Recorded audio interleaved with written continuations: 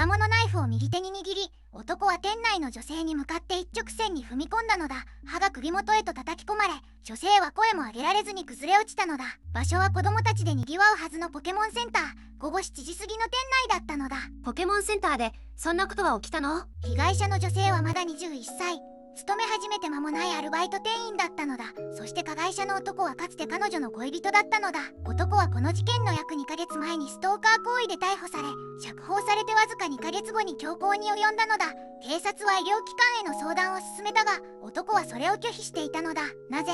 逮捕、釈放という経緯を経てなお、この悲劇を防ぐことができなかったのだ。事件が起きたのは2026年3月26日午後7時15分頃のことなのだ。東京池袋のサンシャインシティ2階にあるポケモンセンターメガ東京は夕方でもまだ多くの来客で賑わっていたのだ。夕方7時よぎって子供も大人もたくさんいる時間帯よね。被害女性は当時21歳、八王子市に暮らすアルバイト店員だったのだ。その年の7月からこの店で働き始めたばかりで、周囲からは明るくて真面目な子だったと伝えられているのだ。働き始めてまだ数ヶ月も経っていなかったのね。彼女にとってポケモンセンターは新しい生活の始まりだったはずなのだ。しかしその職場が元交際相手の男に居場所を突き止められる場所になってしまったのだ。新しい出発のはずがそんな形で狙われることになるなんてあまりにも理不尽だわ。加害者の広川大樹容疑者は当時26歳、川崎市多摩区に住む無職の男だったのだ。2024年10月頃に被害女性と交際を始め、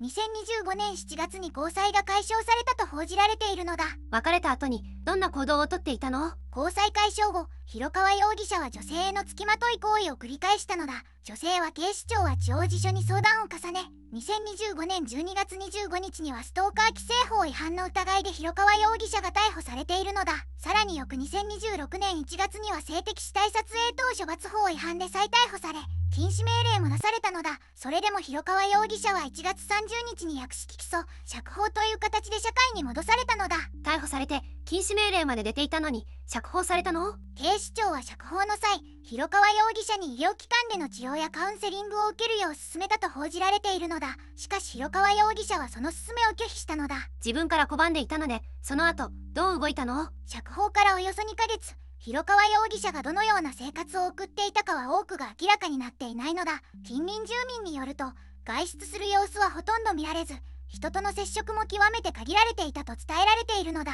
そして事件の3日前、広川容疑者はドラッグストアで果物ナイフを購入したのだ。刃体およそ12センチ。その刃を手に彼は被害女性の職場へと向かったのだ。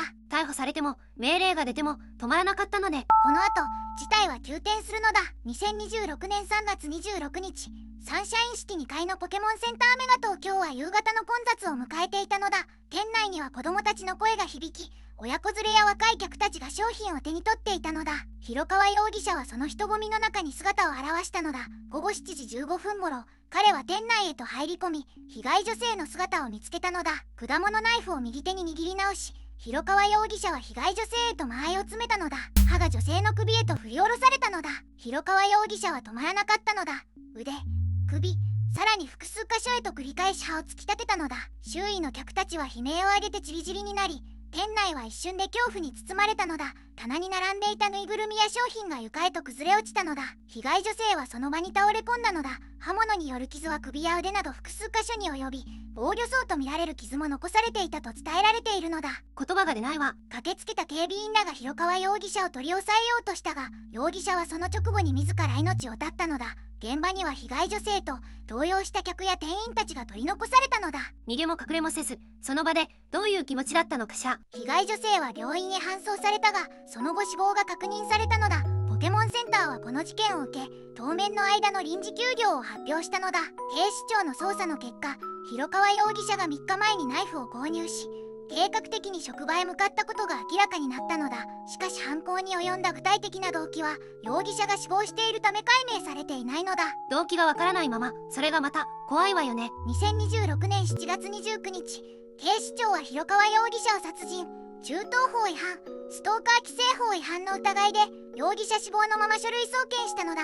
広川容疑者が死亡しているため刑事裁判は行われず、今後は検察が処分を判断する段階となっているのだ。裁かれる上さもうないのね。なぜ禁止命令を破りなぜあの日あの場所に向かったのか、その問いへの答えは永遠に失われてしまったのだ。被害者の女性はただ新しい仕事を始めて前を向こうとしていただけなのに、あまりにも理不尽すぎるわよ。ここからは僕とメタンの見解を話したいのだ。事実だけじゃわからない部分について私たちなりに考えてみるわよ。まず動機についてなのだ。広川容疑者は交際解消後にストーカー行為を繰り返し、逮捕釈放されてもなお行動を止めなかったのだ。僕は彼の中では失った関係を取り戻すという執着がすでに社会全体への怒りに変質していたのだと思うのだ。社会への怒りというのはどういうことかしら。元交際相手への執着とは別の話になるの？釈放後に警察から治療カウンセリングを勧められたのに拒否しているのだ。これは自分は間違っていないという強固な認知の歪みを示していると思うのだ。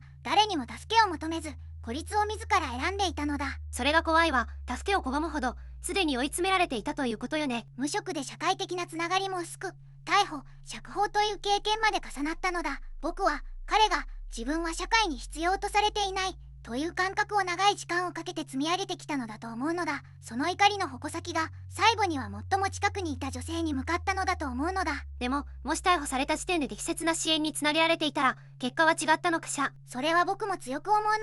略式起訴釈放という流れの中で彼の危険性に対する実効的な介入はほぼなかったのだ。カウンセリングを進めただけで終わった点は制度の限界を示していると思うのだ。拒否したら終わりでは不十分よね。本人が拒否しても強制的に介入できる仕組みが必要だったのにそれがなかったということよ。孤立した人間が誰も自分を見ていないと感じた時、その怒りは最も身近な存在かあるいは社会の象徴的な場所に向かうことがあるのだ。ポケモンセンターという多くの人が笑顔で集まる場所を選んだこともそういった心理と無縁ではないと僕は思うのだ。だとしたら彼の孤立は一人で作り上げたものじゃなく社会が見て見ぬふりをした結果でもあるのかもしれないわね。僕はやっぱり広川容疑者の怒りの根底には長年の孤立と社会から切り捨てられたという感覚があったのだと思うのだ。そしてそれを誰も止められなかったのは制度が本人の拒否を超えられなかったからだと思うのだ。私も同じ見方をしてるわ。ただそれが犯行を正当化するものでは決してないということも忘れてはいけないのよね。誰でもよかったという言葉で片付けられがちだが僕はそれが正確ではないと思うのだ。広川容疑者にとって被害女性は誰でもよかった存在ではなく自分が執着していた特定の人物だったのだ。でもそれがなぜ不特定多数が集まるポケモンセンターという公開の場での犯行につながったのかしら。交際解消逮捕釈放そして禁止命令と彼は段階的に社会に敗北させられたと感じていたと僕は思うのだ。その怒りは最終的に被害女性一人に向けたものでありながら多くの人が見ている場所を選ぶことで社会全体に向けられていたのだと思うのだ。つまり特定への執着と社会への怒りが同時に爆発したということよね。それが誰でもよかったと特定の誰かの両方が混在した犯行になったわけだわ。そしてなぜ事前に止められなかったかという問題はより深刻なのだ。警視庁はつきまとい被害の相談を受け逮捕し禁止命令まで出していたのだ。それだけの手続きを踏んでも釈放から2ヶ月で最悪の結果になったのだ。カウンセリングを拒否したらあとは本人任せになってしまったということよ。それがどれほど危険な判断だったか結果が証明してしまったわよね。ストーカー規制法の禁止命令はしてはいけないを命じるものに過ぎないのだ。本人が拒否した治療を強制する法的手段が整備されていなかった以上制度は最後の一線で機能しなかったと僕は思うのだ。被害女性は何度も相談し法律も動いていたのに守られなかった。それは彼女が何かを怠ったのではなく制度の限界が命取りになったということよね。政府が GPS 装着の検討を急いでいるのはこの事件が法の手続きを全部踏んでも防げなかったという現実を突きつけたからなのだ。禁止命令の後に何もできない空白期間こそが最大の問題だったのだ。その空白を埋める仕組みが先にあれば彼女は今も生きていたかもしれないのよね。そう思うと本当に悔しいわ。僕はやっぱりこの事件は制度が最後まで機能しなかった結果だと思うのだ。本人が拒否できる余地を残したまま危険人物を社会に戻した判断が最悪の結末を招いたのだと僕は断言するのだ。私も同じ見方をしてるわ。ただ同時にこの構造は広川容疑者一人の問題ではなく制度設計をしてきた社会全体が向き合わなければいけない問題だということも忘れてはいけないわ。被害女性が何度も声を上げていたという事実はこの事件が突然の悲劇ではなく予告されていた悲劇だったことを示しているのだ。その声が最後まで届かなかったことを僕たちは忘れてはいけないと思うのだ。声を上げた人が守られる社会に一日も早くならなければいけないわ。というわけで今回は2026年3月に東京池袋のポケモンセンターメガ東京で起きた刺殺事件を解説したのだ。どうだったメタン？何度も警察に相談して逮捕もあって禁止命令まで出ていたのに、それでも彼女は守られなかった。制度の穴が命を奪ったという事実が本当に重くのしかかってくるわ。仮説パートで話した本人拒否で止まる支援の限界というのも改めて考えさせられたわ。被害女性はまだ21歳だったのだ。声を上げ続け、正しい手順を踏んで助けを求めていたにもかかわらず、その未来を絶たれてしまったのだ。彼女が最後まで諦めずに訴え続けていたことを私は絶対に忘れないわ。ここまで見てくれてありがとうなのだ。チャンネル登録と高評価をしてくれると嬉しいわ。概要欄に再生リストも貼ってあるから、ぜひ見てほしいのだ。コメント欄ではこの事件についてみんなの意見を聞かせてね。また明日なのだ。